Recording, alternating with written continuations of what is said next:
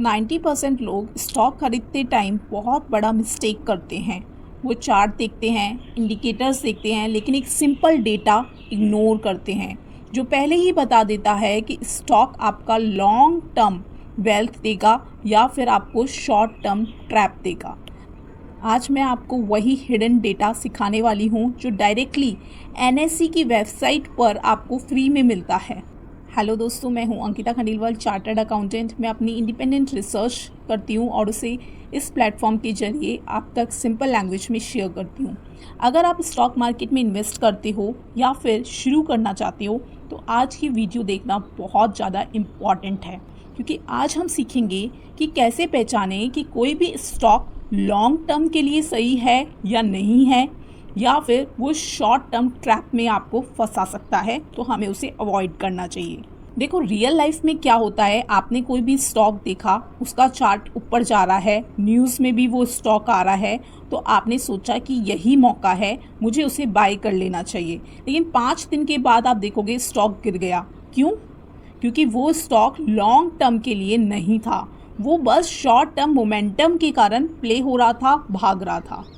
अब सवाल ये है कि इस चीज़ को हम पहले कैसे पता करें। इसका सीधा जवाब है, एनएससी की वेबसाइट पर आपको एक डेटा मिलता है, परसेंटेज ऑफ डिलीवरेबल क्वांटिटी। हमें इसी डेटा को चेक करना है और इसी से हमें पता लगाना है। देखो, ये टर्म थोड़ा टेक्निकल लग सकता है, लेकिन ये कंसेप्ट बहुत ही सिंपल है। फॉर एग्जाम्पल, मान लो कोई भी स्टॉक है जिसके 100 शेयर्स ट्रेड हुए हैं आज मार्केट में, लेकिन उनमें से 100 शेयर्स में से सिर्फ 60 ऐसे शेयर्स हैं जिनको डीमैट अकाउंट में होल्ड करने के लिए लिए गए हैं, तो इसका डिलीवरी परसेंटेज हो जाएगा 60%। इसका मतलब लोग इन्वेस्ट कर रहे हैं, ना कि सिर्फ ट्रेडिंग कर रहे हैं। ध्यान से समझो, गोल्डन रूल क्या कहता है। 60% से ऊपर की अगर डिलीवरेबल परसेंटेज है, डैट मीन्स वो स्टॉक स्ट्रॉन्ग है, स्टेबल है और आपको लॉन्ग टर्म सिग्नल यहाँ से मिल रहा है। लेकिन अगर यही परसेंटेज 40 के आसपास रहती है या उससे भी कम रहती है, डैट मीन्स वो स्टॉक ट्रेडिंग के लिए है, ये एक शॉर्ट टर्म मोमेंटम प्ले होगा उस स्टॉक में। मैं आपके साथ इसको चेक करना सिखाती हूँ। जैसे सबसे पहले हम गूगल पर आए, हमने एनएससी इंडिया की साइट ओपन कर ली इस तरीके से। अब यहाँ पे सपोज मैं बाय करने वाली हूँ HDFC बैंक। मुझे लग रहा है कि क्या मुझे उसे शॉर्ट टर्म के लिए रखना चाहिए या लॉन्ग टर्म, मैं ये देखना चाह रही हूँ। तो मैं सिंपल HDFC बैंक का पेज ओपन कर लिया, नीचे स्क्रॉल करेंगे, then you will find percentage of deliverable credit quantity, जो इसमें है 63.39%।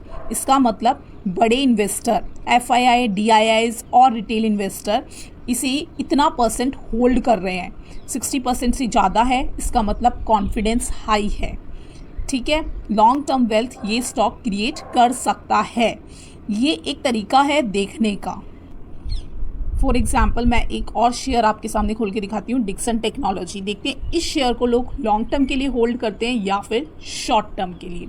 तो अगेन हम नीचे जाएंगे और इसका भी चेक करेंगे, percentage of deliverable credit quantity. अब यहाँ पर इसके केस में है 19.75। इसका मतलब लोग इसे होल्ड नहीं कर रहे, लोग इसमें ट्रेडिंग कर रहे हैं, यानी कि शॉर्ट टर्म मोमेंटम में है ये स्टॉक। हालांकि कल परसों के दिन इसमें 10% की बढ़ोतरी आई थी, लेकिन ये लॉन्ग टर्म इन्वेस्टमेंट के लिए पिक नहीं हो सकती, क्योंकि अभी इसमें ये क्वांटिटी सिर्फ 19.75% डिलीवरी बेसिस दिखा रही है। और फ्रेंड्स, यही सबसे बड़ा डिफरेंस होता है। देखो, जो इन्वेस्टर होता है वो स्टॉक को होल्ड करके रखता है और लंबे समय में पैसे क्रिएट करता है, एक वेल्थ बनाता है। जो कहते हैं ना कि 100x हो गया, 200x हो गया, वो इन्वेस्टर के पोर्टफोलियो में दिखेगा। जबकि ट्रेडर वो अपने ट्रेड से जो रोज़ रेगुलर इनकम क्रिएट करना चाहता है, वो स्टॉक को घुमाता है। और ये डिफरेंस कि स्टॉक ट्रेडिंग के लिए सही है या इन्वेस्टिंग के लिए सही है, ये डिफरेंस आपको डिलीवरी परसेंटेज से पता चल सकता है। एक और स्टेप आगे चलते हैं। मान लो कि आपको शॉर्ट टर्म मोमेंटम पकड़ना है कि किसी स्टॉक में शॉर्ट टर्म मोमेंटम कैसा चल रहा है, तो इसके लिए आपको देखने होंगे कॉर्पोरेट अनाउंसमेंट। कॉर्पोरेट अनाउंसमेंट कैसे देखोगे आप? एनएससी की साइट पर जाना और वहाँ पर कॉर्पोरेट फाइलिंग में आपको कॉर्पोरेट अनाउंसमेंट मिल जाएगा। अगर आप चाहते हो कि ये भी मैं आपको प्रॉपर दिखाऊं इस तरीके से, तो मुझे कमेंट में बता देना, तो मैं आपको बता दूंगी कि एनएससी साइट पे इसे कैसे कैसे देखते हैं।